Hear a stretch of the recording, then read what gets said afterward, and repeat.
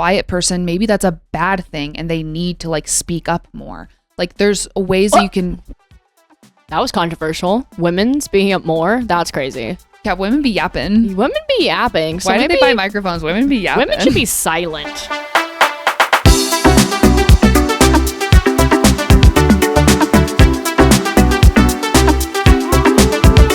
Hey.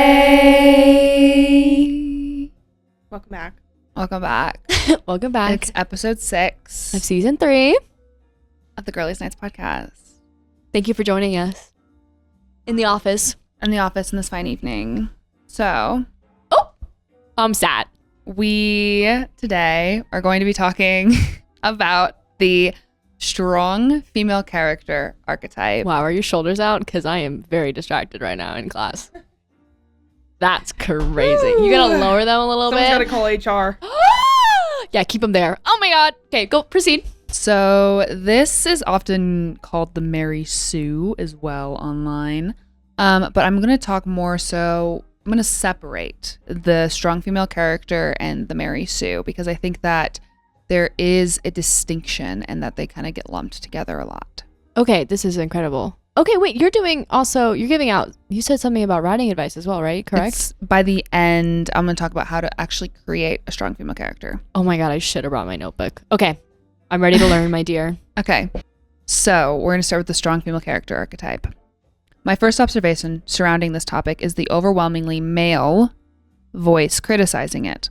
While there's a couple well-made videos by non-male creators like The Take and overly sarcastic productions, I found so much more criticism from male voices. Big channels, small channels, you name it. A lot of them have valid criticisms, but these creators can unfortunately wear this guise of writing critique, all while discrediting the female experience and becoming overly critical of traits they disregard in male characters. An argument that popped up more than once is that these characters always had the power in them. They just had to overcome the boundaries placed around them by society instead of actual struggle to acquire said power and strength.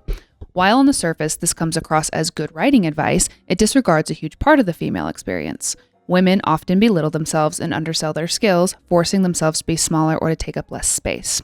I think there is value in a female-centered story of heroics that has a woman overcome the barriers she faces as a woman hero. She is smart, she is competent, she is powerful, and no one, not even herself, can take that away from her. Criticizing the way this archetype fights the system does not come across as a good faith argument, but instead as a poorly crafted mask over misogynistic ideals. Let women fight the system. That's not the problem with this archetype.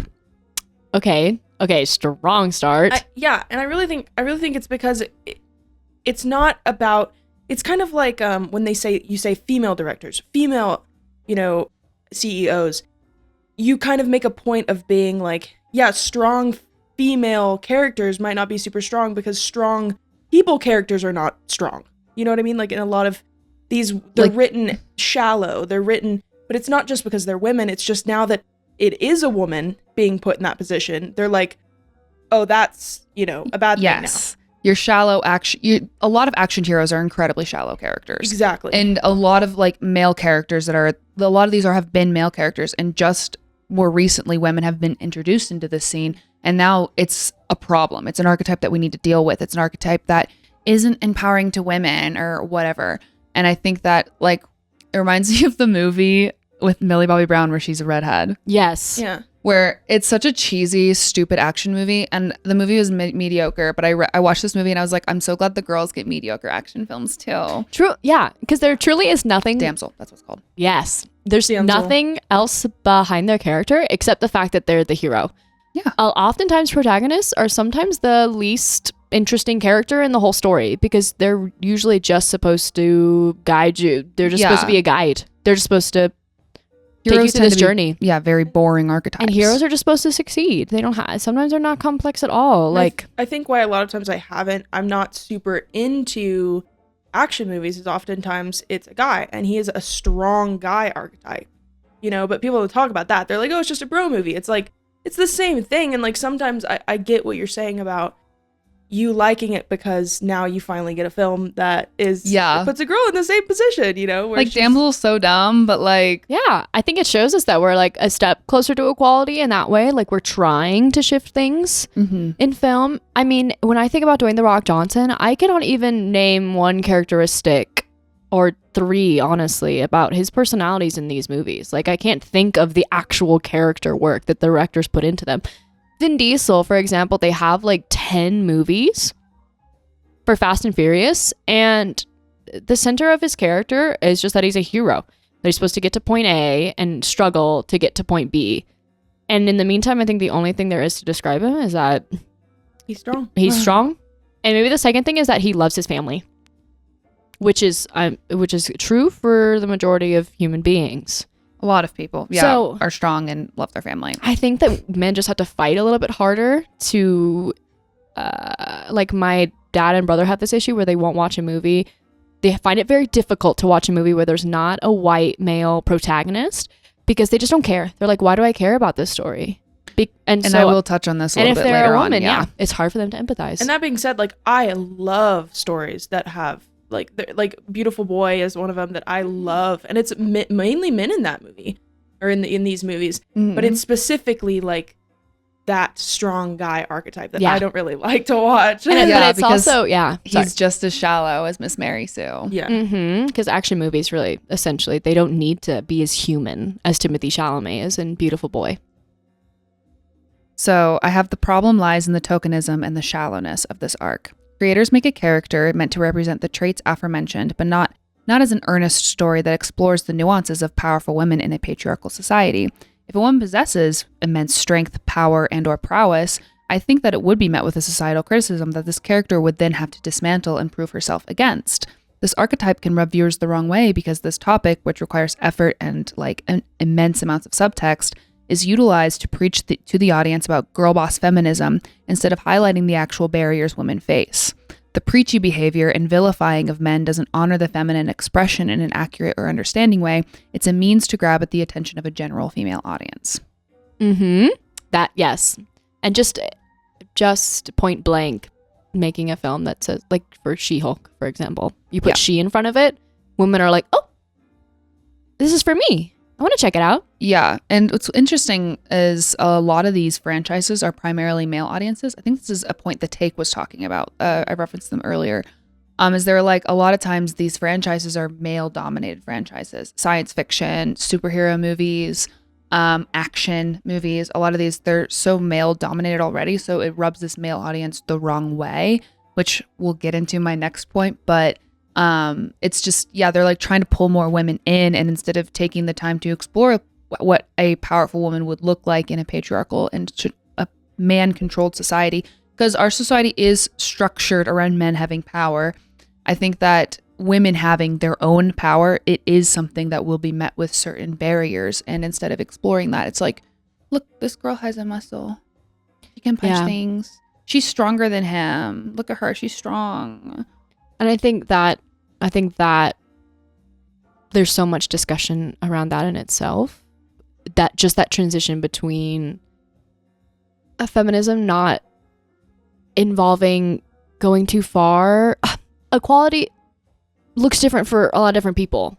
I don't know. I think there's also this, like, it's very common with women in the military. As women join the military, they're just as capable. They have they do all the same training that the men do, but they're mistreated by the men within the military. There's a lot of stories about this that I don't have like sources pulled up because source.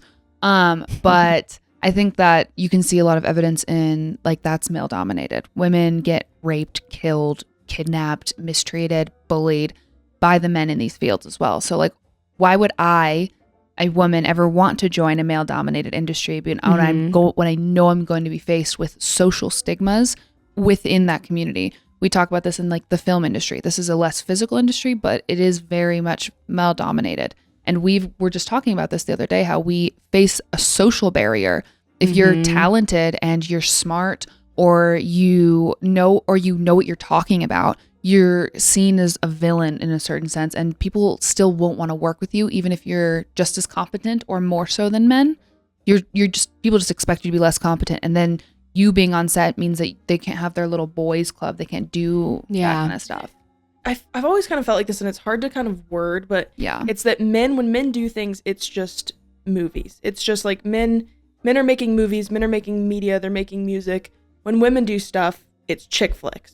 Like, or it's Girl pop, or it's so they don't take us as seriously because they think that that's all that we're doing, you know? Yeah, that's just for the girls. And it's Girls the are making same- stuff for yeah, girls. and It's the the same- world. And they're not as smart as the boys. They can't do it. It's the same with characters too. Is like if a woman is in a film, she's the girlfriend, she's the wife, she's the mother, you know? Yeah. She's not the main character. And so I think it's jarring to kind of see, even if it's bad writing, just to put a mirror on it of like, look.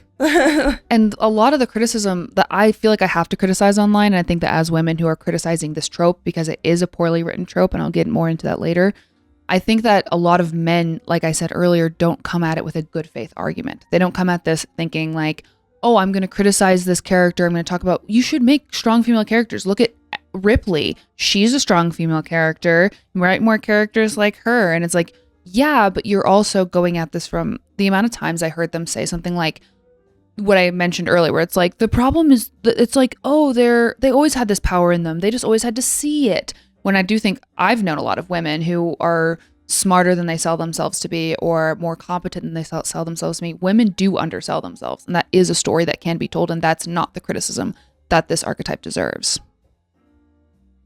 So furthermore, this trope is met with more criticism than its male counterpart, which is usually called a Gary stew. Never heard about that. Don't know nothing about no Gary. Gary stew is a spinoff of Mary Sue. But male heroes are often Gary stews in their development. And I did find videos with this perspective. There are men in these male audiences that truly believe that women cannot be heroes unless motivated by maternal instinct. I want to cite the video, but I don't want to just put some random man on blast, so I won't cite the video. And like, Lucky personally, I'm rarely motivated by a so-called maternal instinct whenever I do anything. So I have 2 quotes from this video. It says, male heroes resonate more with audiences of all genders. And Gary stews don't exist because he can be good at everything and loved by everyone, but audiences find it more believable because as a hero, he's a man going on a male journey. So a male journey is one that's not maternally led. So men are the only people who are capable of heroism.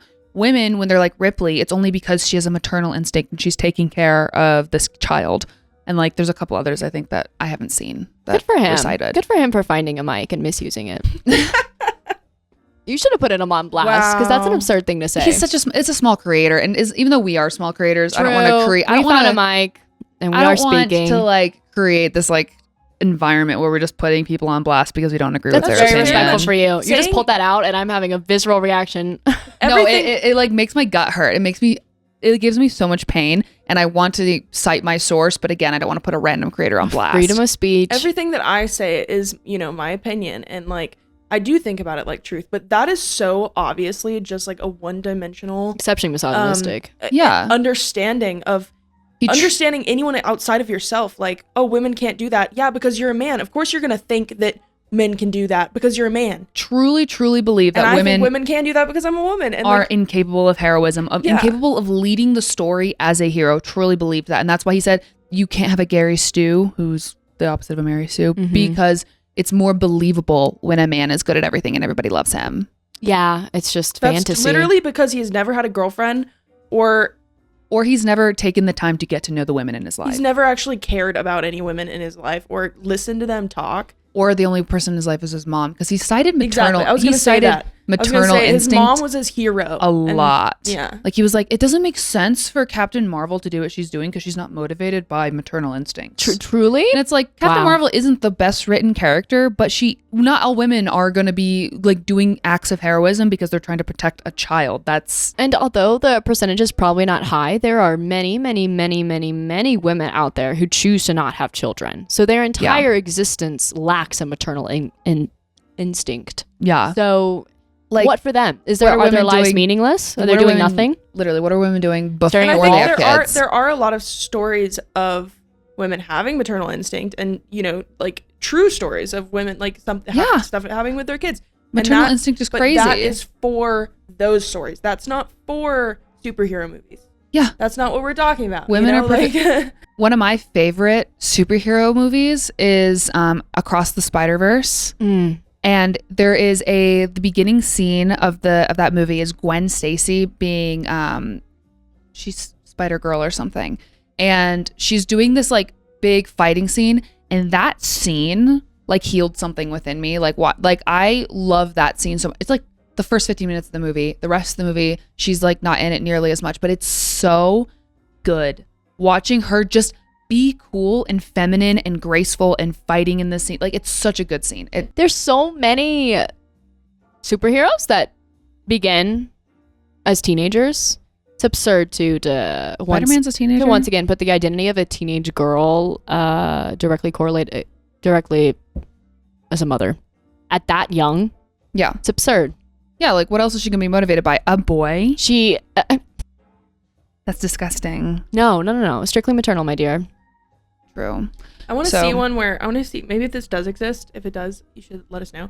But where it's like a dad and his son dies, not his daughter, his son dies, and then he goes on his whole journey of like redemption for his son. Something paternal. I haven't seen that really. Yeah, it'll be my daughter, and then it's this beautiful it's the woman in the flashback of fridge, this little 3-year-old with her freezer. beautiful blonde hair. If I'm following the logic of this creator, their sons they don't give a shoot about. Not a single shoot. Not a single shoot. And I have this as a side note as well. Men have more space to have shitty hollow action protagonists. But I do think they deserve criticism as well, like in the same vein that like these female protagonists are getting criticized. I think that you should criticize Gary Stews because they do exist and they're just as hollow. And a lot of their motivation is themselves. A lot of them is because they want to be a hero. And why am I rooting for someone who just wants to be a good person? Like, that should be most people. Luke Skywalker, because Rey comes up a lot in this. Luke Skywalker and Rey have very, very similar storylines. And I didn't think Rey was that bad. And I was watching Overly Sarcastic Productions talks about this. They were, I don't know the gender of the person who runs this channel because it's animated, but they were talking about how like they liked Rey and they liked Luke, and they're both pretty shallow self-insert type characters, and they're very, very similar characters, and that's gonna get me canceled online in the writing community. I don't care. They're very shallow, very similar characters. But it's okay. And that's okay. They're neither of them are the blueprint. And it's also tragic because Star Wars is such a huge and beloved franchise, and the writing did fail in a lot of places, but a lot of them are putting the blame on the fact that Rey is a woman. Yeah. Like, just the fact that those two are coincidences, so many misogynists are just tying them directly to the two. Yeah, like the fact that, like, it failed because she's a woman, not because it failed and also Rey's a woman. Because they were just, I'm sorry, like, they were just kind of bad. Like, it wasn't because there Rey just wasn't as much love in them and like passion. It's hard with sequels, and it had nothing to do with the fact that she was a woman. Like, it's everybody just hated the original trilogy too when it like, came out. And I was a man. I like Star Wars, like I really do, but it's run its course, you know. And when you start pushing and going beyond, then you're gonna it's gonna get bad. Yeah, this type of mindset is what led to the push for the inception of the strong female characters. The mindset around men only being heroes. So it led to this. She's a response to women being reduced to damsels, mothers, and whores. Except she's just as shallow and one-dimensional as damsels, mothers, and whores. She's often criticized with the term Mary Sue, which I talked about, which originates from a satirical Star Trek fan fiction where the self-insert is perfect in every way to the point of them having zero character conflict. Fan fiction? A woman wrote this fan fiction, and she did this I think she was making fun of self-inserts. So she puts in this girl named Mary Sue. She's 15 and a half, and she's good at everything. And also Captain Kirk is in love with her. But no one else cares that much, even though she rejects him. And she flies the ship perfectly. And it's like this goofy little fan fiction. And that's where the term Mary Sue came from, because it comes from self-insert fan fiction, because people would put themselves into their favorite stories, and they would be zero conflict. They just kind of be there like big-eyed, bushy-tailed looking around. Wow, I win. Everything's wonderful. Yeah, we've talked about that a lot in the past too. It's like sometimes we don't really like those characters. Yeah, no, we talked about this in Enemy Story requires Slaughters. conflict, yeah. Yeah, exactly. Story requires conflict. And like it's fan fiction. Like if you want to put an insert in it like have fun. You know, Truly, that's the point of fan fiction, is to have a good time. So the zero character conflict, which you would basically just said, is this is the issue with the archetype. Her lack of depth doesn't incite conflict in the story, leading to shallow external wars to be won, and they're always won. This character is a badass who masters all fighting / magic techniques quickly. They're funny, confident, sexy, and eternally competent and smart. This character lacks depth and weakness and plays as a wish fulfillment fantasy for the audience and or creator. The character lacks substance and thus barely contributes to the conflict. Sorry, my thing just jumped. Barely contributes to the conflict of the story. They lack relatability and are nothing more than a tool to shell out surface-level feminist discourse. She lacks depth and agency, same as your damsels, mothers, and whores. In the attempts to include women at women's request, we have unfortunately created the perfect female punching bag for male audiences. Which, yeah, that touches on what the take was talking about. It was like, it's usually male audiences in these types of franchises. Like Marvel was mostly male audiences, and then as it got super big and popular with the Avengers, more women started watching it. And now it does have this like it's a lot of men who like Star Wars and who like Marvel, and they just constantly are punching these characters because it's a punching bag. She's a very easy character to criticize because she deserves a lot of criticism. And I mean, to be fair, like sometimes in certain franchises, I kind of get it. Like in Star Wars, like men can have their franchises. You know what I mean? Like sometimes I do kind of feel like that. Like it puts a mirror up to them and how they view women. Absolutely. But like, I get it. Like if it was a bunch of pretty in pinks and then the main character was a guy, I'd kind of be like, come on. Yeah. I do think that like if you're making an anthology and like a big series with a lot of different characters, I don't think that should be a male franchise, female franchise. I do think that like it should be everybody. If you're making an anthology with like a dozen characters, everybody should be a fully realized character. Totally. And I absolutely agree. And I truly don't believe that some of these stories are just inherently male. Like, I don't believe that Star Wars had anything to do about them waving around their schlongs.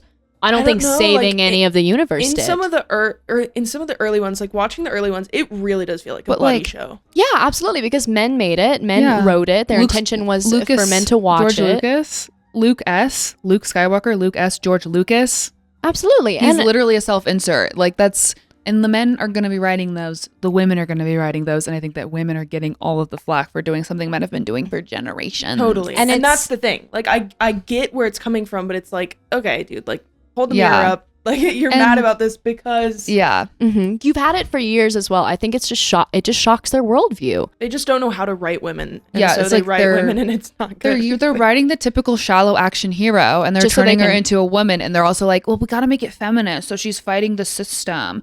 But it's like not taking into account what fighting the system would actually look like. It's not relatable or resonant. Yeah. And that's what I've been trying to touch on is like that it's not touching on. Because I think that, yes, if a woman had power, she would have some sort of system at play to fight. Mm-hmm. She would constantly be looked down upon, underwhelmed, underestimated. Mm-hmm. And I think that is a story, and that is one that would have a lot of nuance and one that would actually have the proper feminist discourse within it. But this is just adding like surface level, like kitschy phrases from feminism to create this like shallow, hollow version of a feminist character. Yeah. Like this isn't what it's like being a woman. I think that's what I kind of mean is like a lot of these franchises don't know how to write women. It's been a male dominated thing the whole time. And so then and people like it like that, like men like it like that. And then they start putting these characters in that they don't actually know how to write, and it gets to the point where write what you know. Yeah. And I think that it's you can even trace it back to the rise of romantasy. A lot of women like fantasy, women like science fiction. These are genres that are not just appealing to men. It's just that the stories that have been written are more appealing to men. Yeah. Like I love science fiction. I couldn't tell you a science fiction story I'd recommend like fully. But I love science fiction as like an idea, as like concepts, as art. And I want to read more and watch more science fiction. It's just every time you watch some science fiction, it's just a bunch of dudes being dudes fighting a war. And I don't really care about that. And so I want more science fiction that actually explores female stories. But that's drop a comment if you know a good one. Yeah. Please. But that's done in a way that it's not just catchy feminist shallow feminist exactly. Like she's a real person. Cool characters. You said it requires nuance, and that just takes time. These characters require depth because some of our reasons for fighting supervillains could be different than men superheroes. Yeah. Absolutely. And also, I think it's just difficult to see us do it. I mean, and we also have different villains. Yeah, absolutely. Someone who's a villain to me may not be a villain to some man who has the same superpowers. And some people, like for example, like Barbie, right? The villain was a man. It was Will Ferrell. Businessman. Yeah, a businessman. I'm And sure Will Ferrell was happy to be there too. yeah, and some people, like men, have found it hard to watch Barbie, and they were like, "Oh, well, the man was a villain." And it's like, yes, sometimes it is hard seeing ourselves like reduced to these 2D gender roles in these films. Fatale. Yes, Femme fatales being the villain just because she's seductive. yes, and they can't control their lust. Like it Yeah, has anything to do with her. literally. I think it's just hard to see us do it. Like men had the floor first; they were allowed the floor first, I so also it's just think- hard for us to come through. It's like it feels like you're stealing someone else's bit and just redoing it, but we deserve to play with the toy a little bit too. You know, we deserve to have a moment. It's just To have hard one-dimensional- sometimes. Yeah. Hard to sit back and watch sometimes, and so it ends up they do it cheaply and quick, and they try to copycat, and it's not done very well at And all. I think too, in a lot of women's stories, there are a lot of male villains. And I think that men are also not willing to, or I think a lot of men have a hard time accepting the fact that a lot of women experience villainy from men. A lot of us have stories. Pretty much every woman, I've been friends with a lot of women throughout my life. I have sisters, and pretty much every single one of them has at least one story about a man being a villain to her simply because she was a woman. And that is probably something that's hard to swallow for a lot of men. We're not going to say all men. It's not all men. It's also hard to watch in a movie too, because usually, at least you want to for escape. It's part of it. It's partially escapism. exactly. And when there's a man fighting a man, you're not thinking about gender. But then when there's a woman fighting a man, It becomes gendered. exactly. When it's not necessary, it couldn't. Sometimes it is, and sometimes it's not.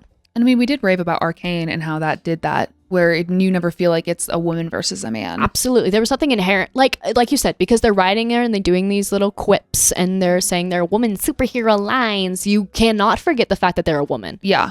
And so when they fight these male villains, it's probably assumed that it's because they're a man that they're evil. I think we'll get to the point where it's more stuff like Arcane. I think it is kind of that initial pushback of, well, this is what you guys have been doing, And- this is what we're going to doing. So all of our males are going to, like the men in our stories are going to be one-dimensional because we've always been one-dimensional in your stories. And also, I genuinely think we're always just going to have super corporate franchises That are and back. well-written shows. Like, we're Yeah. going to have two different things, and they're always going to exist like that because they exist for every type of character, not just women.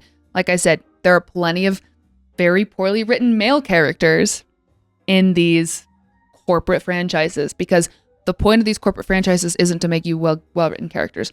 The point is to just put as much get it content out. as possible on Disney Plus. Mm-hmm. And so I think that one of the reasons, I think that yes, this character is getting criticized, but she is getting the criticism of a whole group of characters. Mm-hmm. And so I did want to close out by talking about how to actually create meaningful, strong Okay, female get your characters. notepads out, everyone. So I do want to make a little disclaimer. This is like a very surface level, like bare bones character building. I could probably talk for 2 hours about character building. But the first thing I think to define is a want versus a need. What does she want, and how does it compare/contrast to what she needs? It would be more tropey and cliched if it is promiscuity versus prudishness, or picking between the nice guy and the bad boy, or mixing a maternal caring with like aggressive protectiveness. We have to allow women to be crass, be motivated by something other than any man in the story, including their fathers and their brothers. The amount of action-packed stories where the main character, who's a woman, is motivated by her dad's research and her dad is dead and she has to find him. That's still her being motivated externally by a man, not because she actually cares about the research. Because they gotta have a man in there for men to Because care. as if, like, what if she just liked the research? Like, maybe she's just really passionate about these things because she saw, like, if it's biological, she saw some kid picking on animals and was like, that's bad. I want to study biology so that never happens or something. I don't know.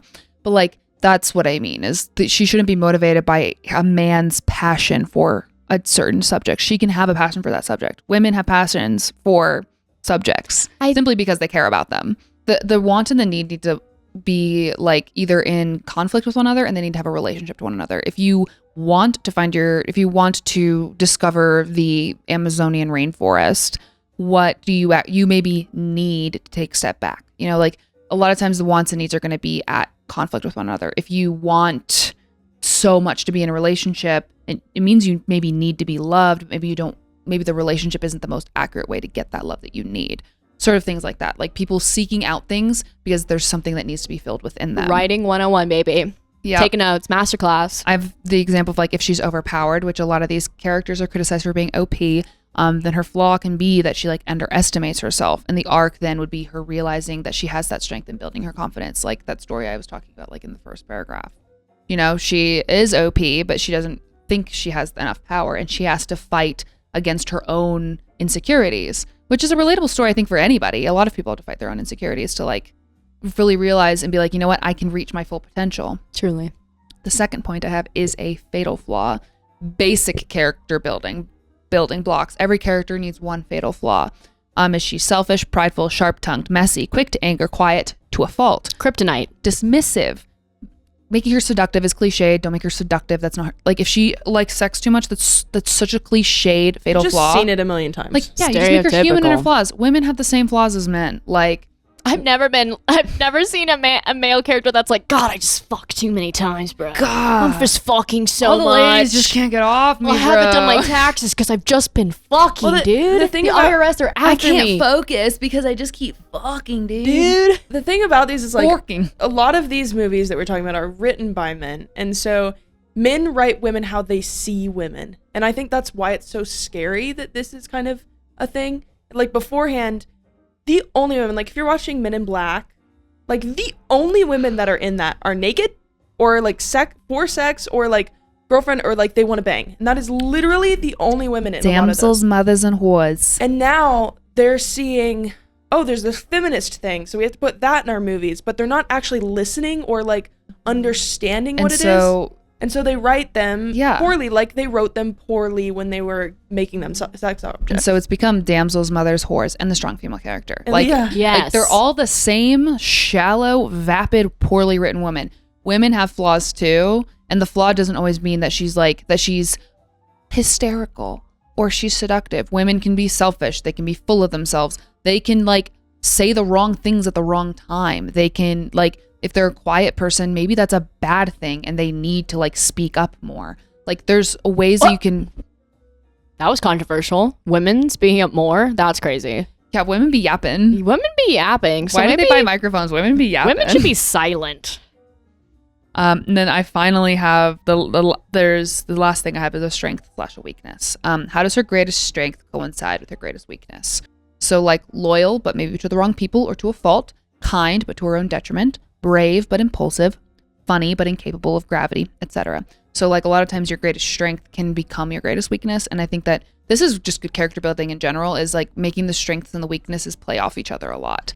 Because that's very, very true to that's real life. Like superhuman, when I think about my strengths and weaknesses, they're the opposite of each other. Like all of my weaknesses are my strengths out of balance. Like I would say one of my strengths is that I'm a huge perfectionist. I like everything to be really well done, but it becomes a weakness because I'll procrastinate things.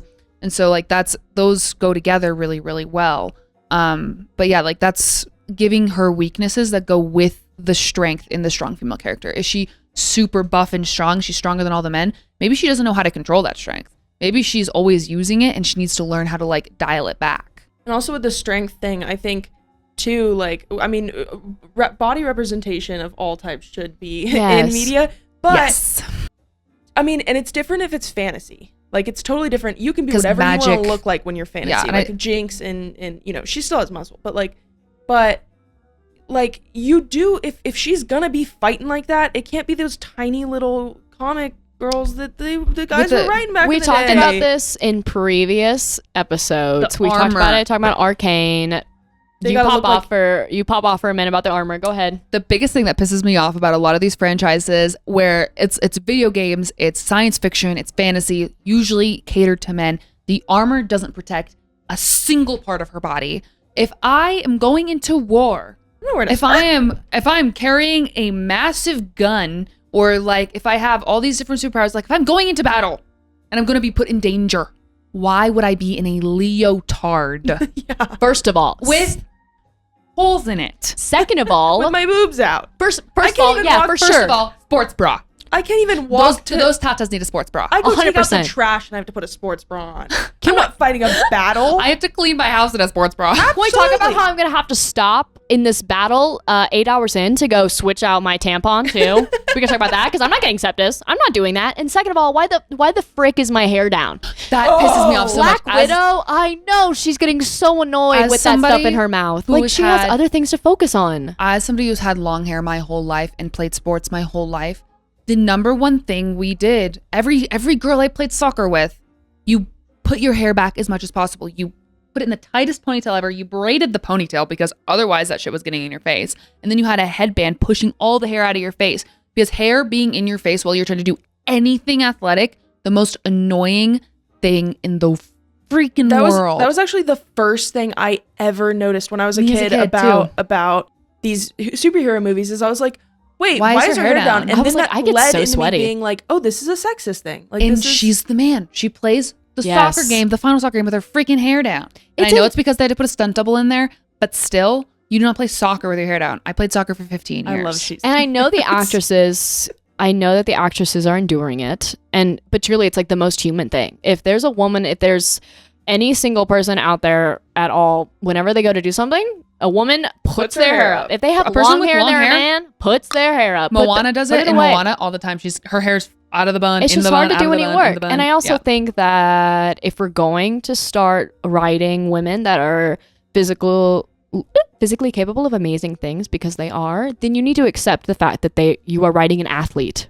You need to accept that there are female athletes out there. Yeah. And have you seen female athletes you can reference for the body types. They exist. 100%. Like, you can check Olympians. You can check like any professional female sport. Gymnast, soccer even. Like, there's so many. Basketball. I think track. Mm-hmm. And I think that usually the trend is that when we're trying to move in different directions, especially polar directions, instead of like sliding in and making a smooth transition, usually we go past that and go way farther. And that's exactly what's going on. Like Black Widow, like She-Hulk, it's strong women, but they have to, or Wonder Woman, she's got to wear a super duper short skirt. And I mean, I know that Wonder Woman was a comic first and the rest was like that, but still, the fact that they chose Gal Gadot when there were real Amazonian women in the film, like the fact that they could get that far, but they just couldn't cross the line for the main of character. Men not being sexually attracted to a muscular woman, so they had to cast Gal Gadot. It's absurd. So I think for a while, we're going to be over here at this pivot super far where it's the opposite actually of what we want, but I think it's going to start neutralizing out. Yeah. Kind of like with Arcane. Like, once again, I'm going to bring up Miss Bessa. I don't know if you guys have ever seen that movie, but in Bessa, it's a TV show. I think she has an incredibly accurate body. I think a very accurate build to very muscular women with low body fat who are huge, massive. And I think seeing that was so lovely because I didn't even think, because when she does something, women are capable of being that big. And I don't think it's unbelievable if she goes and she does something absolutely physically incredible.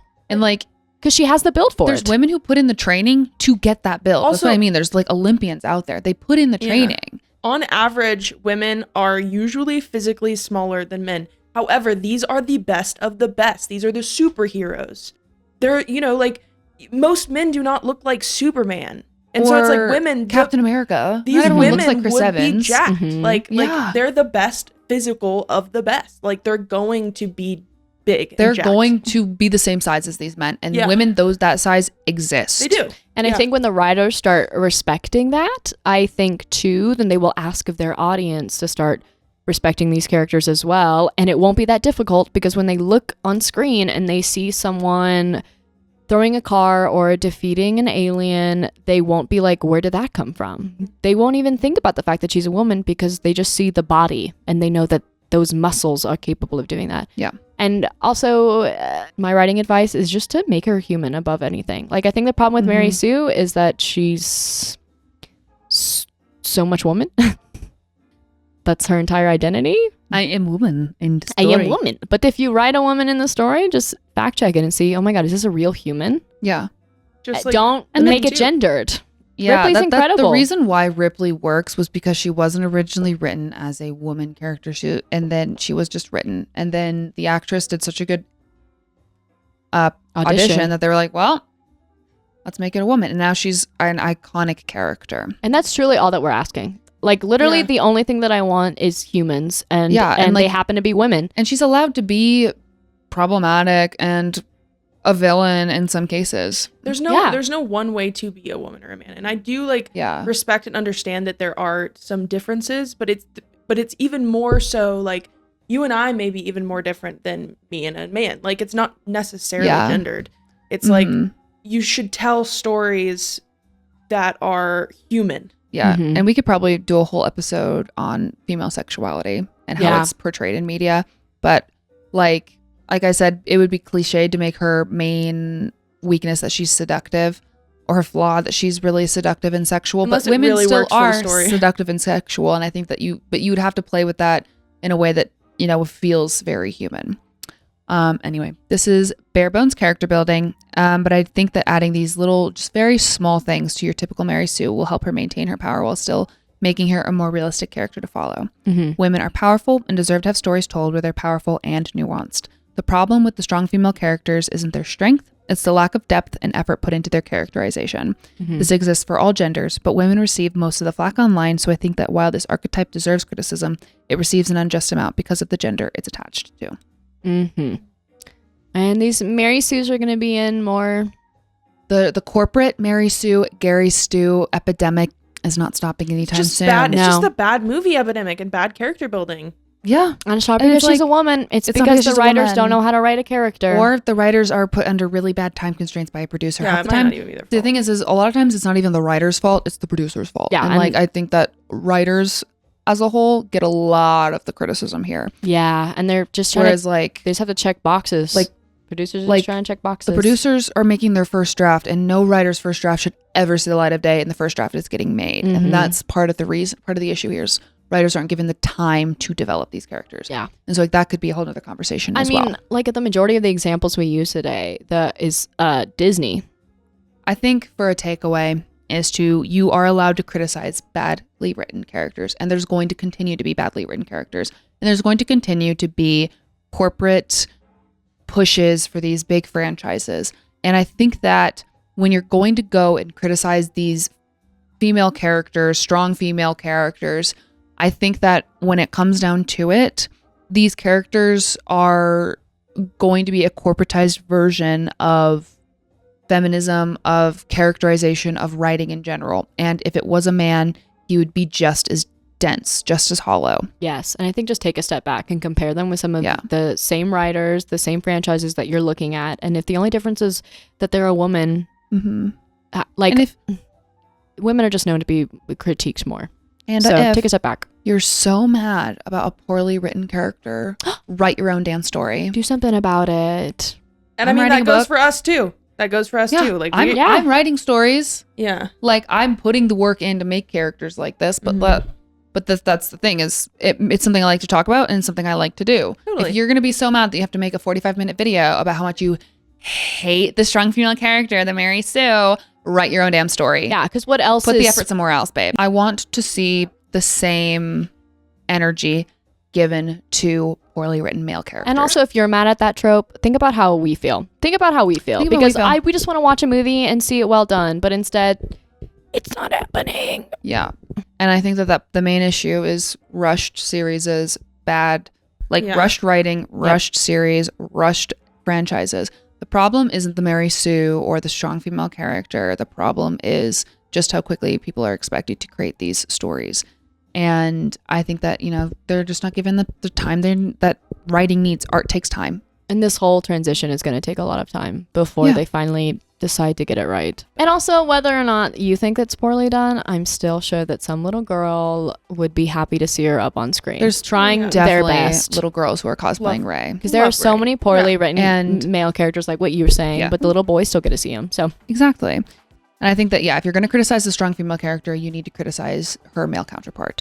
Otherwise, you're just using the strong female character as an excuse to criticize female characters. Yeah. In conclusion, the end. We have got to go. I've got to go. I have got to go. We have got to go. Thank you guys. It's in the middle of watching. the night because it's girlies' night, Gotta go. Gotta go. Bye, guys. Bye.